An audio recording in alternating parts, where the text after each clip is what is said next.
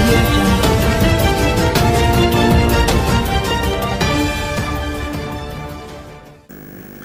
శ్రీ స్వామి గౌడ్ గారు, పార్లమెంటు ఉభయ సభల నాయకులు గౌరవనీయులు డాక్టర్ కేశవరావు గారు, గౌరవనీయులు జితేందర్ రెడ్డి గారు,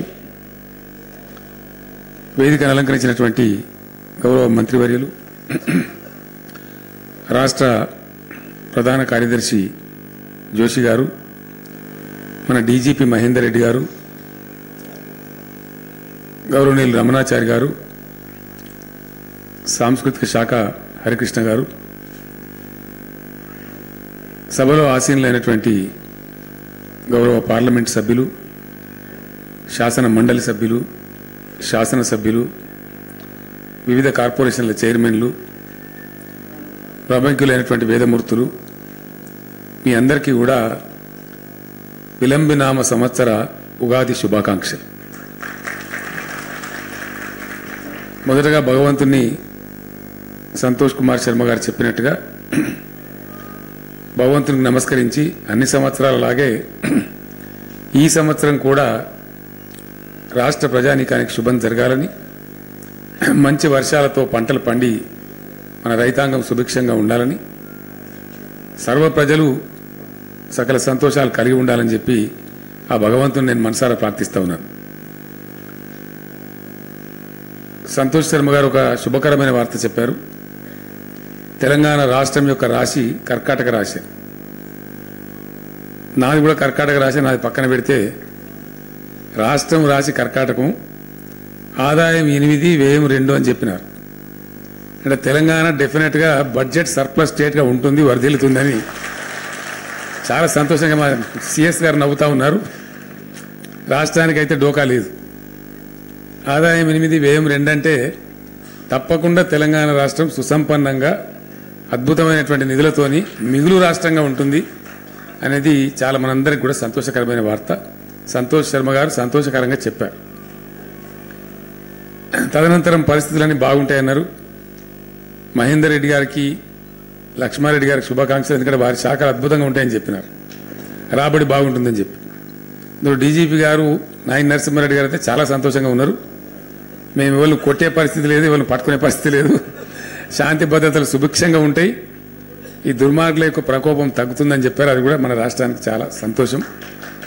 నిజంగానే మన అందరం గర్వపడే విధంగా మన పోలీస్ శాఖ మహేందర్ రెడ్డి గారి నాయకత్వంలో చాలా సమర్థవంతంగా పనిచేస్తూ ఉంది.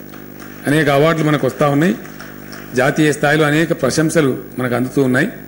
వారు అదేవిధంగా పనిచేసి మనందరినీ రక్షించాలని చెప్పి వారికి కూడా భగవంతుడు ఆ శక్తి, యుక్తి, ఆశీర్వచనం ఇవ్వాలని చెప్పి కూడా ఈ సందర్భంగా నేను కోరుకుంటా ఉన్నాను.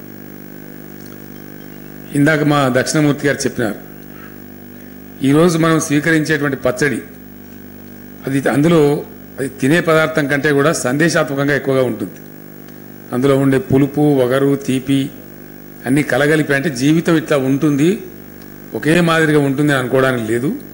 కాబట్టి ఈరోజు మన తెలుగు సంవత్సరాది మొట్టమొదటి రోజునే పెద్దలు ఆ సందేశాన్ని మనకు అందిస్తూ ఉన్నారు.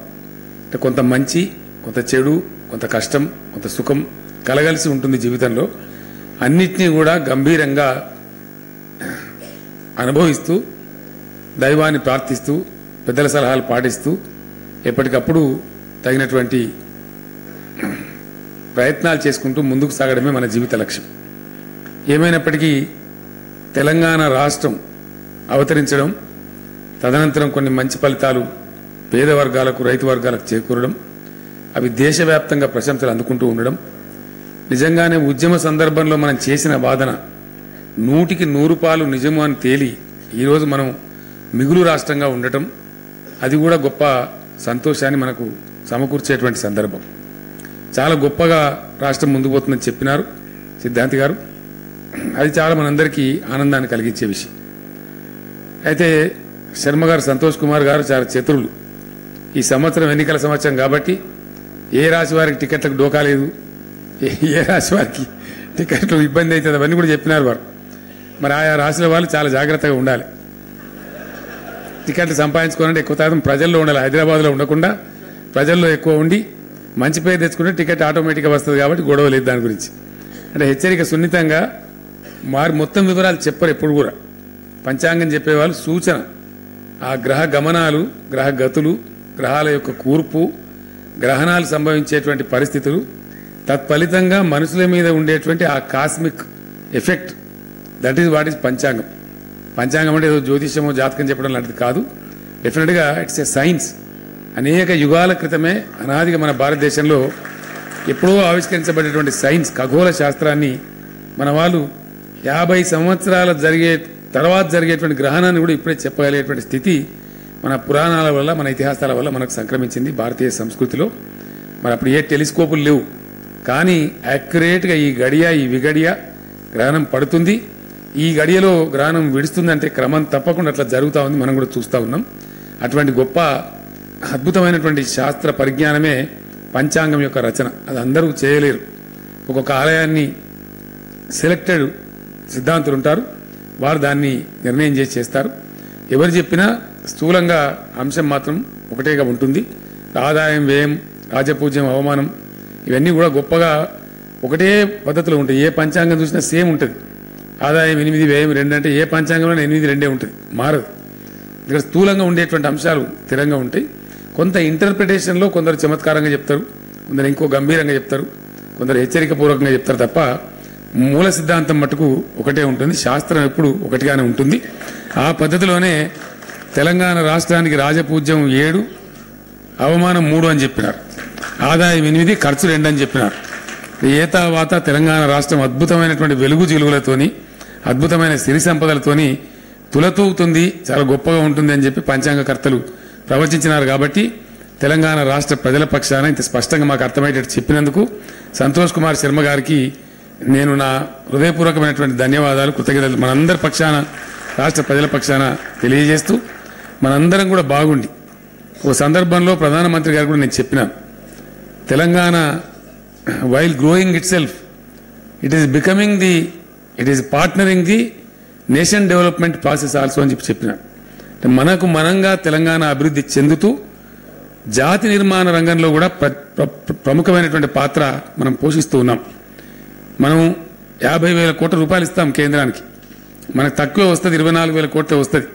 అయినప్పటికీ మనం సంపార్జించినటువంటి ఆదాయంలో మనల్ని మనం పోషించుకుంటూ దేశాన్ని కూడా అభ్యుదంగా ముందుకు తీసుకుపోయే దాంట్లో నేషన్ బిల్డింగ్ ప్రాసెస్లో Telangana is playing its role అనే మాట మనకందరి గర్వకారణం. మన రాష్ట్రానికి సంతోషదాయకమైనటువంటి, దేశంలో ఉండే 7-8 రాష్ట్రాలలో మనం ఒక రాష్ట్రం స్వయం సమృద్ధంగా ఉంటూ, ఎవరైతే సమృద్ధంగా లేరో వారికి ఒక సహాయ హస్తాన్ని అందించేటువంటి స్థితిలో ఈ రాష్ట్రం ఉంది. ఈ మాట నేను ఎందుకు చెప్తున్నానంటే, చాలా ప్రబలంగా కూడా మనందరం ఆశించినాం, భావించినాం, ఉద్యమ సందర్భంలో వాదించినాం. అది నిజమై మన కళ్ళ ముందు కదలాడుతుంటే అంతకన్నా గొప్ప సందర్భం, గొప్ప సంతోషం ఇంకొకటి ఉండదు. ఆ రోజు ఉద్యోగ సంఘ నాయకులు ఉన్నటువంటి మిత్రులు స్వామిగౌడ్ గారు, మేమంతా కూడా ఎన్నో సందర్భాల్లో పరితపించినాం, ఎన్నో సందర్భాల్లో ఆశించినాం.